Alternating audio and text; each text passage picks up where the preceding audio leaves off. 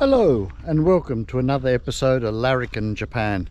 So today I'd like to have a bit of a talk about how I ended up in Japan. So at the moment I've been in Japan 28 years, next year will be 29 years. So how it really happened, back in the 90s I was living on the Gold Coast, and I had an apartment there, or a townhouse there, and I had a spare room, and my friend, his girlfriend was Japanese, and she said you should get a Japanese person to come and share your place with you. You got the spare room, pay a bit of some rent, help you out. I thought, well, that's not a bad idea. So she made up a listing and put it up around some of the Japanese notice boards on the Gold Coast, because a lot of Japanese on the Gold Coast.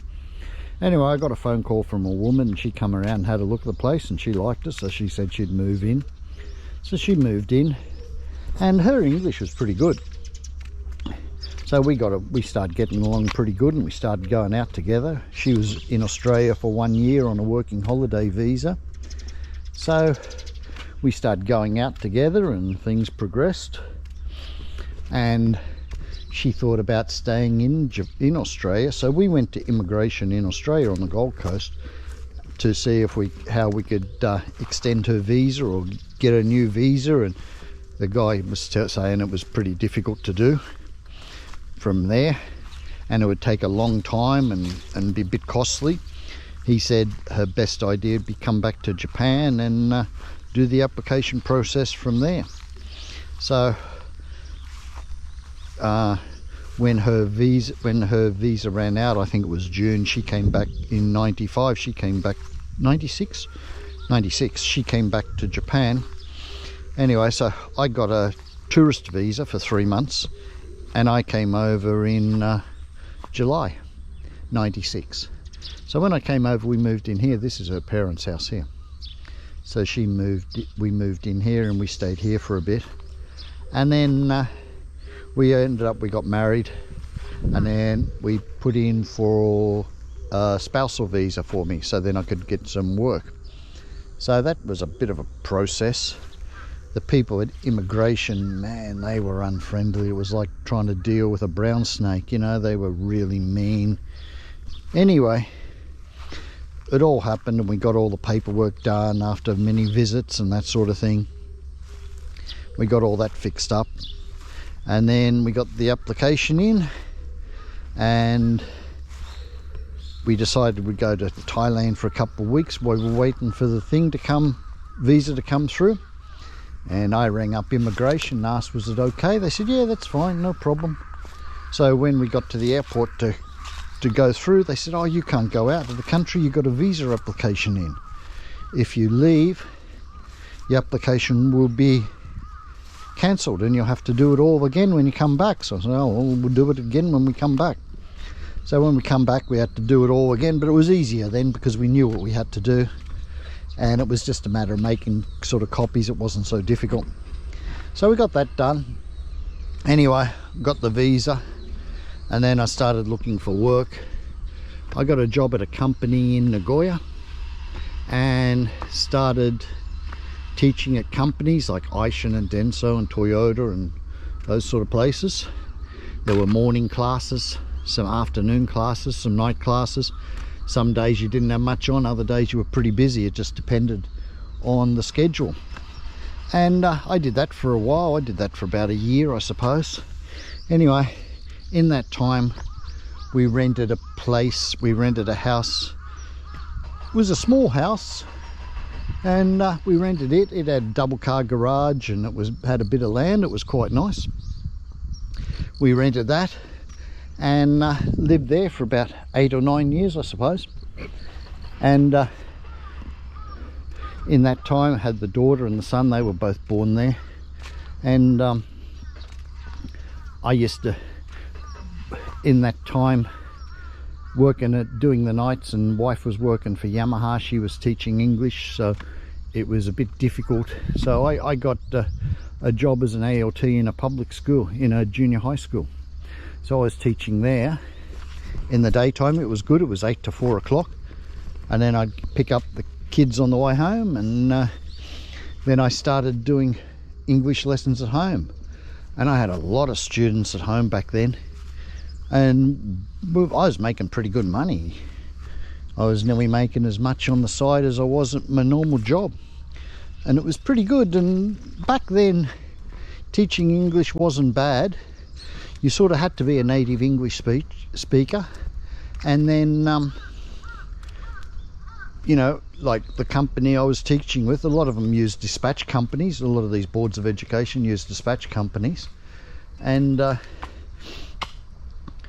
you know, back then every year you worked there, you'd get a bit of a bonus when you finished, completion bonus, and then your salary would jump up 10,000 yen a month each year.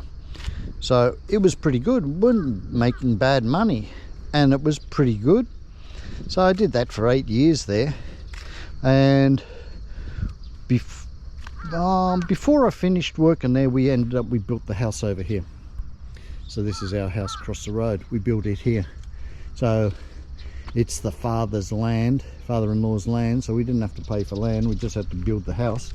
So it cost about 300 grand, I think, something like that, to build the house. And then just got a loan, and the loan was pretty good. I just put it on fixed interest rate for the term of the loan. I think we pay 2.5% interest, so it was pretty cheap, or 2%, 2.25, something like that. It was pretty cheap, and it just stayed the same for the whole term of the loan. So like, we're paying that off. We only pay $1,000 a month, which is pretty cheap to pay a house off, and it's nearly paid off. It'll be paid off soon, so it's gone. And so that was pretty good. And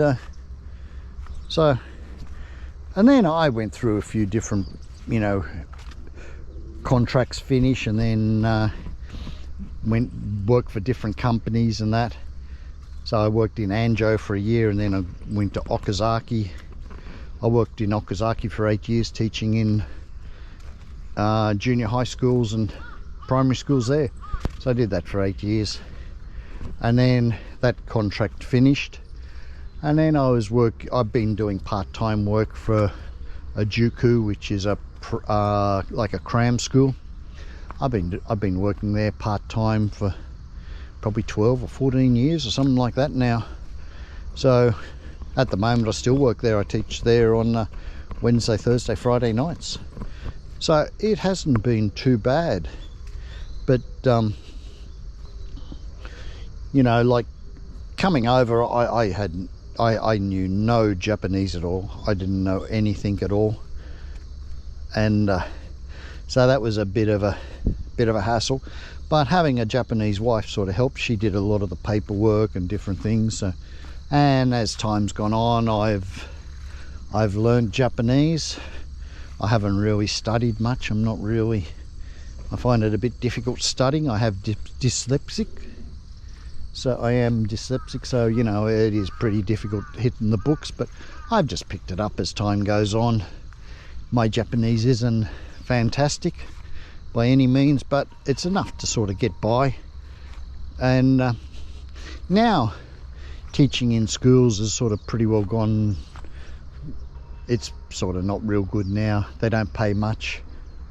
What happened, you had a lot of, in the beginning there were a few dispatch companies, and you know, then more and more popped up, so they kept underbidding each other on contracts. So where they used to get paid 5 grand a month for a contract, now they're getting paid about 2.5 grand a month. And so you know, so the teachers get paid less now. So the teachers aren't making much money now. Summer holidays and winter holidays and that, they pay them a percentage of their salary, which isn't much. So you know, I don't know how a lot of them survive. Well, now you don't have to be a native English speaker to get a job as an ALT. You know, so there's a lot of Filipinos and different things like that, and so some of the English is not really that good, but they don't seem to, the boards don't worry about it. They just, yeah. So anyway, it's sort of gone downhill a bit. So English teaching has gone downhill a bit over the time. The money's not there like it used to be. The conditions aren't as good. And but on the whole, you know, like salaries here are a lot cheaper, but also things are a lot cheaper too. You know, now these Akia houses are the sort of the big new thing. You know, there's so many abandoned houses in Japan. Some are really cheap and they're probably not worth the money. You know, they'll probably fall down in a good earthquake, and you know they need a lot of renovations to really get them up to living. And a lot of the old ones, they're badly insulated. You're paying a fortune in heating and cooling and that sort of thing. A lot of the newer abandoned houses, you're paying a lot more money for them, but I think they're probably a better deal. You know, I think you could probably get a good house probably around 50 or 60, 70, 80 grand, sort of in around there, and I think you'd have a pretty good house. You might have to do a little bit of renovation on it, but not much. Maybe fix up a kitchen or a bathroom or something like that, toilets or something, and you'd be pretty right, and there'd be a pretty good house. You know, like in Australia, 80 grand wouldn't even, it's not even a deposit now. You know, everything's so expensive in Australia. You know, in Sydney, I don't think you'd buy a house for under $1 million. So, you know, 80 grand is a pretty good deal. And there is a lot of work around, a lot of part-time work. They have a place called Hello Works, which is like a job centre. If you go down there, there's a lot of work there. You can get a lot of, you know, you can get some work. You need to know Japanese. Not perfect, but you know, as long as you communicate with people and that sort of thing. And there is a fair bit of work around. You know, the wages aren't that fantastic here, but then things are a lot cheaper too. So it sort of, I think it balances itself out. Like there's no way I could go back to Australia, because like just how expensive everything is in Australia are just impossible. So I'm sort of here for the long haul now, and but it's okay. I don't really mind it. You know, I've sort of settled in here. It's you know, it's home. So it's a matter of what you want. So that's sort of how I ended up here, and a little bit of history. You know, like now my kids here, daughter, she's 27, and son, he'll be 23 in December. You know, she teaches a bit of English. Son, he works at Lexus. He does 3D drawing, CAD sort of thing for parts and sort of stuff at Lexus. He works up in Toyota, and so everything's turned out pretty good on the whole. You know, so it's not a bad sort of life here. It's what you make of it. And you know, like as you know, I live in the country, so I think it is pretty laid back and a bit easygoing living in the country. I think living in the city is probably a bit more stressful, and it's a bit busier.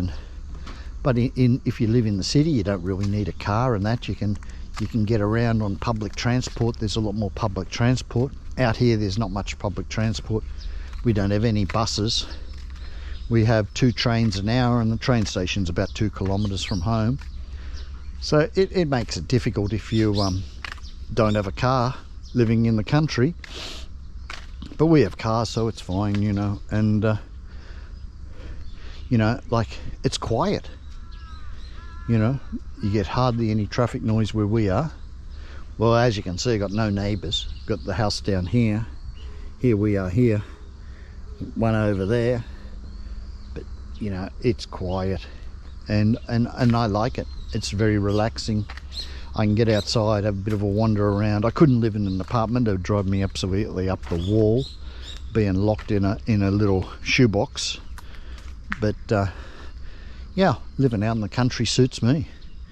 So it depends what you're after in life. You know, if you know, if you had 100 grand or something, and you wanted to come over here and you learned some Japanese, you had your Japanese up sort of half reasonable, and you know, you'd come, you know, you sold up and you bought something over here, get yourself a job. I'd try to get a visa. Before I bought a house, I'd make sure I had a visa. I wouldn't be buying a house without a visa. I think, you know, that's just asking for trouble. If something happened and you couldn't renew your visa and you got a house, I think you're in big trouble. But if you had once you got your visa or something like that, I think you're fine, you know. It's just a matter of finding out where you'd want to live and what you can do. Just do a bit of research on different places you like. And it's not a bad life out here. It is really not a bad life. So anyway, that's a bit of a rundown on how I ended up in Japan. So it all started with a roommate. I got a room or a share to share the house, and ended up in Japan. So it's funny how things happen. So that's just part and parcel